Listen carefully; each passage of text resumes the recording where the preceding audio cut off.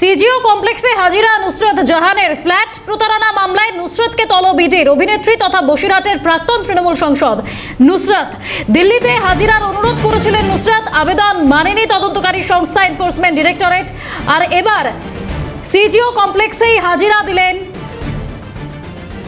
Nusrat Jahan. CGO কমপ্লেক্সে হাজিরা নুসরত জাহানের সেই ছবি আমরা দেখছি।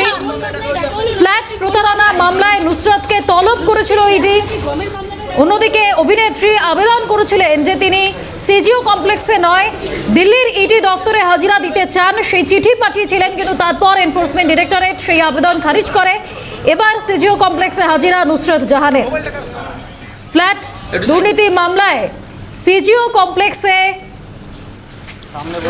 হাজিরা নুসরত জাহানের সেই ছবি আমরা দেখছি। অভিনেত্রী তথা বসিরহাটের প্রাক্তন তৃণমূল সাংসদ নুসরত ফ্ল্যাট দুর্নীতি মামলায় তাকে তলব ইডির। প্রথমে তাকে সিজিও কমপ্লেক্সে হাজিরা দেওয়ার কথা বলা হলেও অভিনেত্রী আবেদন জানিয়েছিলেন যে তিনি সিজিও কমপ্লেক্সে নয় হাজিরা দিতে চান দিল্লির ইডি দফতরে, কারণ তিনি দিল্লিতে থাকবেন। পরবর্তীতে সেই আবেদন খারিজ করে দেয় এনফোর্সমেন্ট ডিরেক্টরেট। আর এবার সিজিও কমপ্লেক্সে হাজিরা নুসরত জাহানের। সিজিও কমপ্লেক্সে হাজিরা নুসরত জাহানের সে ছবি আমরা দেখতে পাচ্ছি। ফ্ল্যাট দুর্নীতি মামলায় আরো একবার তলব নুসরত জাহানকে। সিজিও কমপ্লেক্সে হাজিরা দেওয়ার নির্দেশ দেওয়া হয়েছিল তাকে, কিন্তু তিনি বলেছিলেন যে তিনি দিল্লিতে থাকবেন, সেই কারণে দিল্লির ইডি দফতরে হাজিরা দিতে চান অভিনেত্রী নুসরত জাহান। সেই সংক্রান্ত চিঠিও লিখেছিলেন তিনি, কিন্তু পরবর্তীতে এনফোর্সমেন্ট ডিরেক্টরেট সেই আবেদন খারিজ করে দেয় অভিনেত্রী। আর তারপরে এবার সিজিও কমপ্লেক্সে হাজিরা অভিনেত্রী নুসরত জাহানের।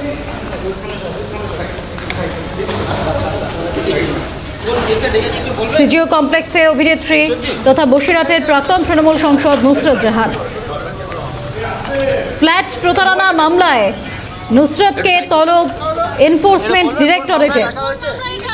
প্রথমে সিজিও কমপ্লেক্সে তাকে হাজিরা দেওয়ার নির্দেশ দেওয়া হয়েছিল এনফোর্সমেন্ট ডিরেক্টরেটের তরফে, কিন্তু পরবর্তীতে অভিনেত্রী আবেদন করেছিলেন যে তিনি সিজিও কমপ্লেক্সে হাজিরা দিতে পারবেন না, দিল্লিতে হাজিরা দেবেন। তারপরে সেই আবেদন খারিজ হয়। এবার ফ্ল্যাট প্রতারণা মামলায় সিজিও কমপ্লেক্সে হাজিরা।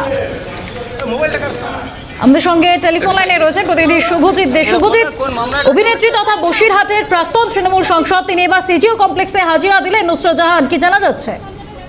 একেবারেই দেখো, এর আগে আমরা দেখেছি এনফোর্সমেন্ট ডিরেক্টরেটের তরফ থেকে নুসরত জাহানকে তলব করা হয়েছিল এবং গতকাল তাকে আসার নির্দেশ দেওয়া হয়েছিল এনফোর্সমেন্ট ডিরেক্টরেটের তরফ থেকে সিজিও কমপ্লেক্সে। কিন্তু তিনি আবেদন জানিয়েছিলেন যে তিনি সিজিও কমপ্লেক্স নয়, তিনি হাজিরা দেবেন দিল্লিতে।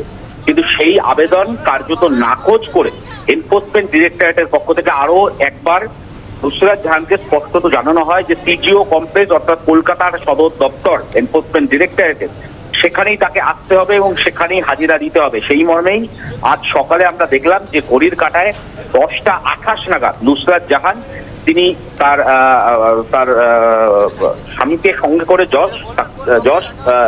তাকে সঙ্গে করে নিয়ে সিজিও কমপ্লেক্সে এসে প্রবেশ করলেন। এবং এর আগে তোমাকে জানিয়ে রাখি যে দুটি মামলা রয়েছে নুসরত জাহানের, দুটি মামলায় নাম উঠে এসেছে। একটি আবাসন দুর্নীতি মামলা এবং আরো একটি রেশন দুর্নীতি মামলা, যেটা নয়া রুজু করা হয়েছে। এবং সেই মামলাতেও নুসরত জাহান বসিরহাটের সাংসদ থাকাকালীন 2020 সালে বিপুল পরিমাণে গম, যেটা বিদেশে অর্থাৎ বাংলাদেশে পাচার করা হচ্ছিল, এই মামলাতেও কিন্তু নুসরত জাহানের কাছ থেকে এনফোর্সমেন্ট ডিরেক্টরেটের আধিকারিকরা তারা জানতে চান এই ঘটনা সম্পর্কিত কোনো কিছু তথ্য তার কাছে আছে কিনা বা তিনি জানেন কিনা। আর অন্যদিকে আবাসন দুর্নীতি মামলা, যে মামলাতে ইতিমধ্যে এর আগে একাধিকবার নুসরত জাহানকে ডাকা হয়েছিল, নুসরত জাহানের সঙ্গে কথা বলেছেন এনফোর্সমেন্ট ডিরেক্টরেটের আধিকারিকরা।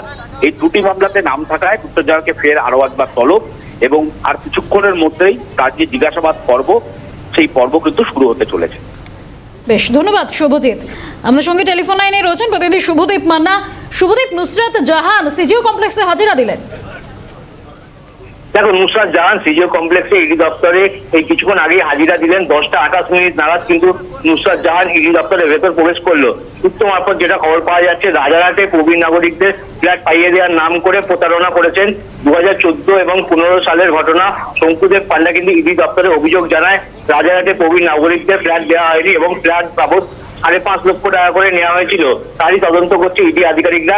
এই সংস্থার ডিরেক্টর ছিলেন নুসরাত, এমনটাই অভিযোগ। 2023 সালে কিন্তু ইডি আধিকারিকরা নুসরাত জাহানকে ডেকে পাঠিয়েছিল।